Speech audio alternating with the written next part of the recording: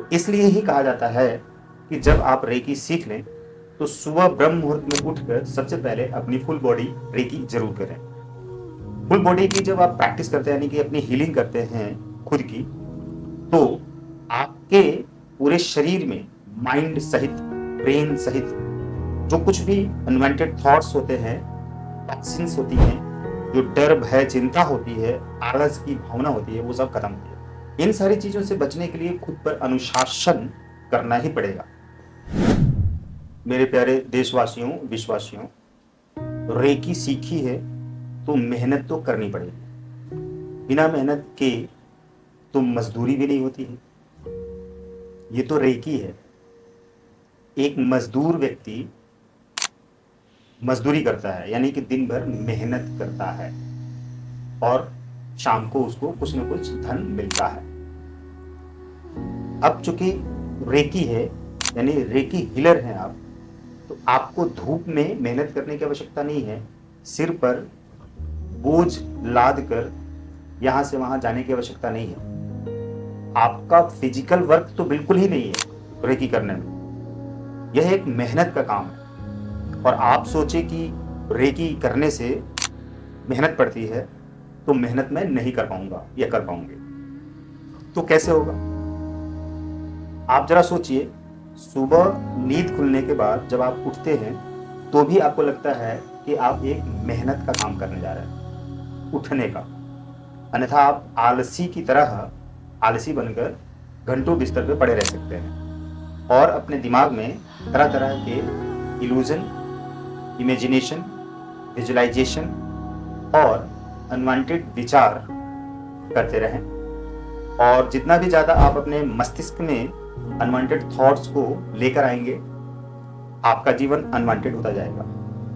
वो विचार ही आपके जीवन में परिणाम लेकर आता है।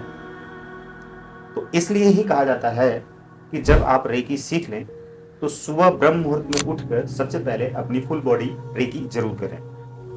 फुल बॉडी की जब आप प्रैक्टिस करते हैं यानी कि अपनी हीलिंग करते हैं खुद की, तो आपके पूरे शरीर में माइंड सहित, ब्रेन सहित जो कुछ भी अनवांटेड थॉट्स होते हैं, टॉक्सिन्स होती हैं, जो डर भय चिंता होती है, आलस की भावना होती है, वो सब खत्म होती है।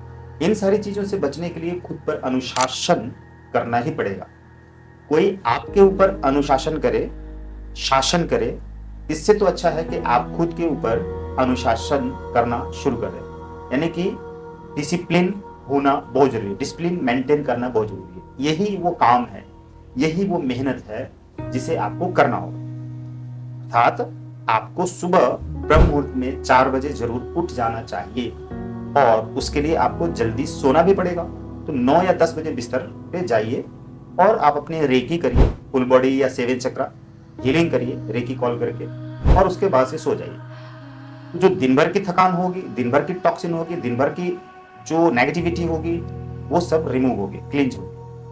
और सुबह उठकर जब आप फिर से हीलिंग करेंगे तो पूरी तरह से रात की कोई भी ऐसी नेगेटिविटी, टॉक्सिन कहीं स्टोर हुई होगी सपनों के माध्यम से या सबकॉन्शियस माइंड में चलने वाले विचारों के आधार पर आपकी कोई नेगेटिव प्रोग्रामिंग होगी, नेगेटिव थॉट्स होगा, नेगेटिव एक्टिविटी होगी, तो वो सब कुछ आपकी रिमूव होगी और अगले दिन, पूरे दिन भर के लिए आपकी बैटरी यानी कि आप पूरी तरह से रिचार्ज हो चुके रहेंगे। 1.25 घंटे की अगर आपने प्रैक्टिस सुबह सुबह कर ली तो देखिए, आपके जीवन में और भी ढेर सारे बहुत काम होते हैं और हैं, लेकिन उन सारे कामों को अच्छे तरह से करने के लिए और अच्छे परिणाम पाने के लिए ये तो करना ही पड़ेगा।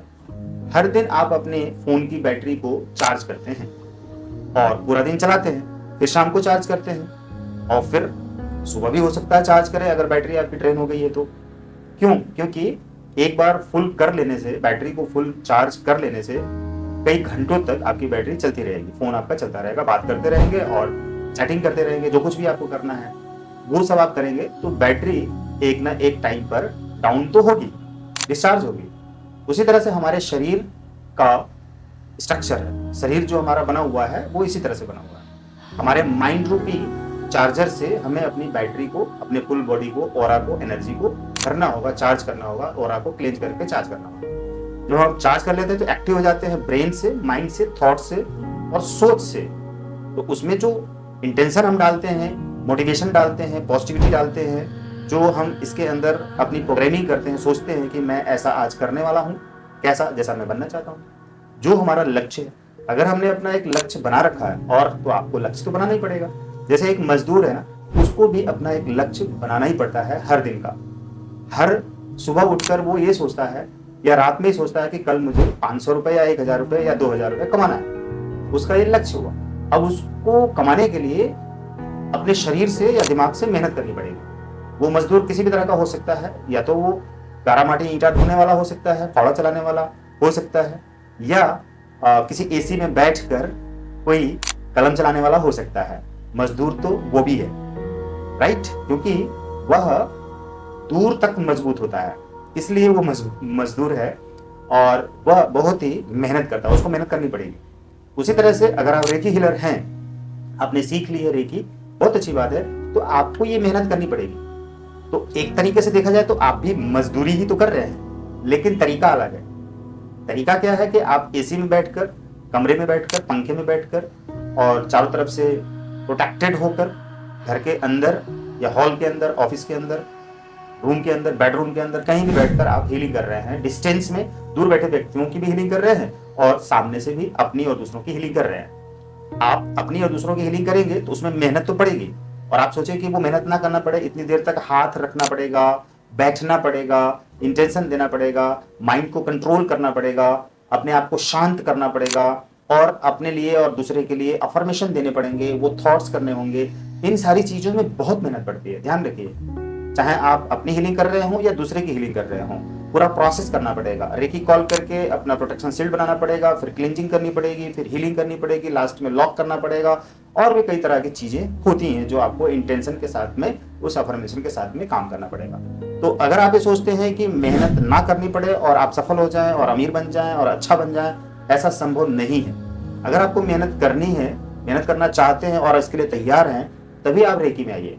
और दुनिया में कोई भी ऐसा काम नहीं है जिसमें आपको मेहनत नहीं करनी पड़ेगी, चाहे वो कुछ भी ले लीजिए। एक हाउस वाइफ जो होती है उसको कुछ भी नहीं करना, अगर हम मान लेते हैं, ना ऑफिस जाना है, ना बिजनेस करना है, ना खेती करना है, लेकिन घर के चार दीवारी के अंदर रहकर सुबह से लेकर रात तक वो कितने काम करती है, जरा सोच कर देखिए। झाड़ू पोछा करना, बर्तन धुलना, कपड़े धुलना, खाना बनाना, डस्टिंग करना, बच्चों को तैयार करना, पति को तैयार करना, घर के दूसरे सदस्यों को देखना, देखभाल करना, उनके लिए समय समय चाय बनाना, कोई मेहमान आ गया उनको देखना। मतलब कि वो एक बंधुआ मजदूर की तरह घर में 24 घंटे वाली नौकरानी है, ऐसा कह सकते हैं। एक्चुअल में उसको कोई सैलरी नहीं मिलती है। आप बाहर जाते हैं, 8 घंटे 12 घंटे काम करके आते हैं, 15,000, 20,000, 1,00,000, 50,000, 10,000, जो भी आपको सैलरी मिलती है, आप बोलते हैं ना कि मैं गया था कमाने के लिए और 1 महीने कमाता हूं तो मुझे इतने रुपए मिल जाते हैं। तो आप घर में आके सीनियरिटी झाड़ते हैं कि मैंने इतनी मेहनत की और कमा के लाकर दिया और घर चला रहा हूँ। अगर वो घर के अंदर जो महिला है, जरा सोचिए कि वो घर में नहीं होती तो आपको झाड़ू पोछा करने के लिए अलग मेड रखनी पड़ेगी, उसको सैलरी पे करनी पड़ेगी, 3,000 मान लीजिए। और इस तरह से खाना बनाने वाले को 6,000 देना है, या और उसके अलावा आपका कपड़े धुलने वाले को 5,000 देना है, आप बर्तन धुलने वाले को 3,000 देना है। तो 3 3 6 6 12 5 17 लगभग 20,000 रुपए तक आपको देना पड़ेगा। और वो जो एक घर की महिला हाउस वाइफ है, वो इसके अलावा और भी दूसरे काम करती है,